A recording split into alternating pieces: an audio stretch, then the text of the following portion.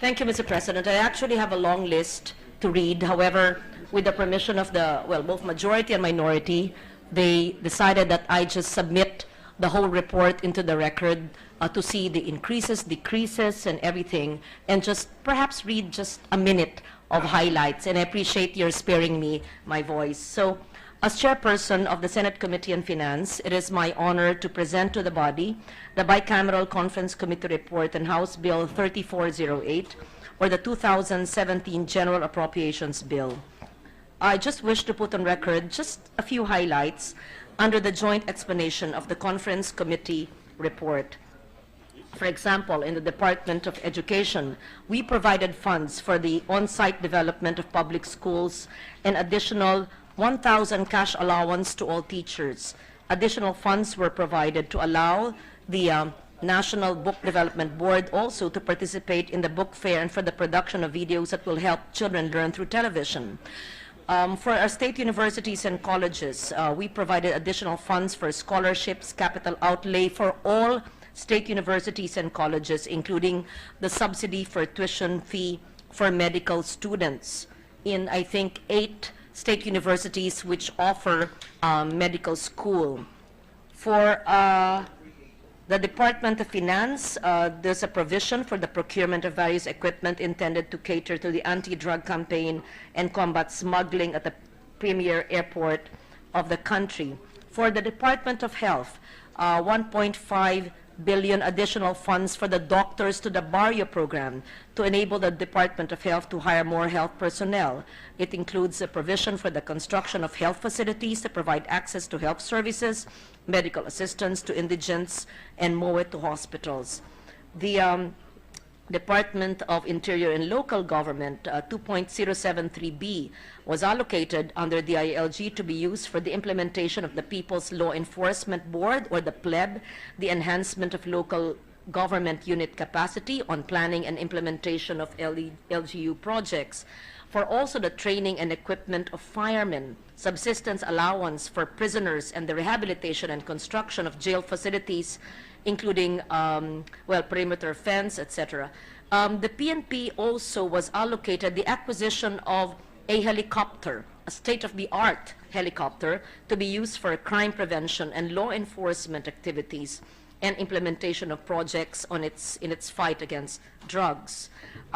In the Department of Justice, there's the construction of a building for the Justice or Judicial Academy, the purchase of equipment for the use of correctional facilities, and additional subsistence allowance for prisoners and operating requirements that will enable the agencies under DOJ to effectively perform its function. The Department of National Defense, 2.8 billion, Mr. President, to fund the various activities of DND that will allow the department to effectively defend the security of our nation from internal and external threats. I can go on and on, but there's a veteran center, Balete Pass, a construction of barracks for our police. Ayan, ping, lahat dyan, PMA. He can stand and narrate the help to our police and and PMA and the armed forces of the Philippines. In the Public Works, Department of Public Works and Highways, we transferred 8.3 billion from the DPWH to CHED for free tuition fees to all state universities and colleges, so that starting 2017, hopefully all of those studying in state universities and colleges will have free tuition apart from these TUPAP STs, the scholarship tuition fees already lodged under the CHED. This is an addition, Mr. President. And under the Social Welfare and Development, we're providing 100 million for centenarians and an additional amount for a supplemental feeding program, and also an additional cash allowance for cash grant for rice allowance for the 4-piece program. And we also have under the CHED, 8 billion, which I mentioned, for free tuition fees for all SUCs. I also mentioned the other day, and let me just reiterate, that under the Department of Agriculture, we have the free irrigation for our farmers in the amount of more than 2 billion pesos, Mr. President. We also have for micro enterprises, Mr. President, at almost no interest to the micro enterprises all over the country. There is a 1 billion allocation under the Small Business Corporation. I can go on and on, but I would just like to request that all of these be spread into the record, Mr. President. So, sa susunod na taon po, makikita po natin sa ating bansa na libre na po ang irigasyon para sa ating mga magsasaka. Sa mga nakaraang taon hanggang ngayon po, nagabayad po ng ang ating mga magsasaka ng kanilang patubig. Kung hindi po magbayad, wala po silang irigasyon. Sa susunod na taon po, libre na po ang kanilang irigasyon. Pangalawa po, maliban sa mga subsidiya na binibigay po ng ating Commission on Higher Education, lahat po na nag-aaral sa mga state universities at colleges ay libre na po ang tuition fee. Kasama po ang Autonomous Region in Muslim Mindanao, ang MSU Tawi-Tawi, MSU Marawi City.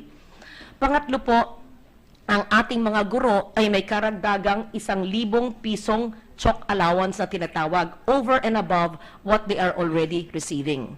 Pang-apat po, i-augment po natin, dadamihan po natin ang ating pag-hire ng ating mga doktor at mga medical workers sa ilalim po ng ating Doctor to the Barrio program.